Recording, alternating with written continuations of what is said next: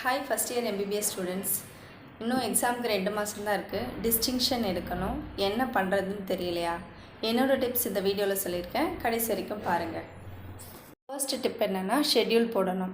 இப்போ உங்களுக்கு இன்னையிலேருந்து எக்ஸாமுக்கு 95 டேஸ் இருக்குதுன்னு இமேஜின் பண்ணிக்கிட்டிங்கன்னா, அதில் 5 டேஸ் வந்து ஃபைனல் ரிவிஷனுக்கு போயிடும். மீதி இருக்கிற 90 டேஸ் மட்டும்தான் உங்கள் கையில் இருக்குது.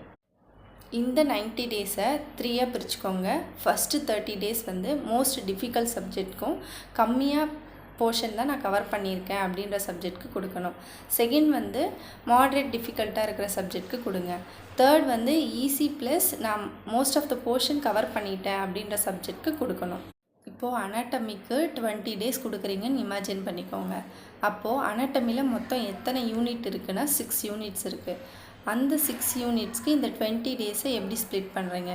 இப்போ வந்து அப்பர் லிம்ப்க்கு 2 டேஸ் கொடுக்குறீங்க அப்படின்னா, அப்பர் லிம்பில் எத்தனை டாபிக் இருக்குதுன்னு பார்க்கணும். இன்கேஸ் அப்பர் லிம்பில் 8 டாபிக் இருக்குன்னா, அதை வந்து ஒரு நாளில் 4 டாப்பிக்கு, இன்னொரு நாளில் 4 டாபிக் அப்படின்னு சொல்லிட்டு பிரிக்கணும். இதிலையே வந்து பர் டே பிளான் போடணும். இப்போ அந்த 4 டாப்பிக்கில் வந்து மார்னிங் 2 டாபிக் முடிக்க போகிறேன், நைட்டு 2 டாபிக் முடிக்க போகிறேன் அப்படின்னு சொல்லிட்டு பிளான் போடணும். நீங்கள் எப்போவுமே ஷெட்யூல் போடும்போது இப்போ அனாட்டமிக்கு 20 டேஸ்னால் அதில் லாஸ்ட் 2 டேஸ் வந்து பஃபர் டேன்னு ரிசர்வ் பண்ணிடணும். இது எதுக்கு அப்படின்னா ரிவிஷன் பண்ணுறதுக்கு. இல்லாட்டி வந்து ஏதாவது டாபிக் வந்து நீங்கள் மிஸ் பண்ணிட்டீங்க, உங்களால் வந்து அந்த 2 டேஸில் முடிக்க முடியல, இப்போ அப்பர் லிம்பில் 2 டேஸில் என்னால் முடிக்க முடியல அப்படின்னா நீங்கள் அதை விட்டுருப்பீங்க இல்லையா, அதை வந்து இந்த பஃபர் டேயில் முடிக்கலாம். சரிங்களா? அதே மாதிரி இப்போ நீங்கள் ஷெட்யூல் போட்டதில் இப்போ அப்பர் லிம்ப்க்கு 2 டேஸ்னு போட்டிருக்கீங்க, லோவர் லிம்ப்க்கு 2 டேஸ்னு போட்டிருக்கீங்க. லோவர் லிப்பை இன்கேஸ் உங்களால் முடிக்க முடியல 2 டேஸ்க்குள்ளனா ஜஸ்ட் எவ்வளோ முடிச்சிருக்கீங்களோ அதோட மூடி வச்சுட்டு அடுத்த டாபிக் மூவ் ஆனாங்க. சரிங்களா? இப்போ இந்த பஃபர் டேயில் வந்து நீங்கள் மீதி இருக்கிறத வந்து படிச்சுக்கோங்க.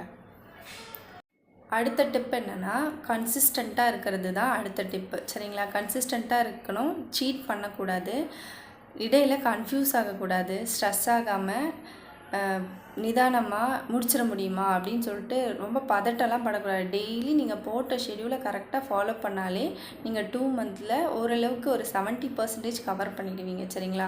அதுக்கப்புறம் நீங்கள் எவ்வளோ நல்லா ரிவைஸ் பண்ணிட்டு போகிறீங்களோ அந்தளவுக்கு நல்ல பெட்டர் பர்ஃபார்மன்ஸ் இருக்கும்.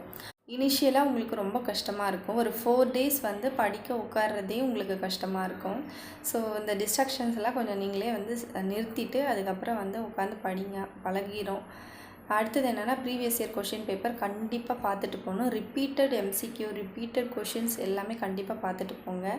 All the best.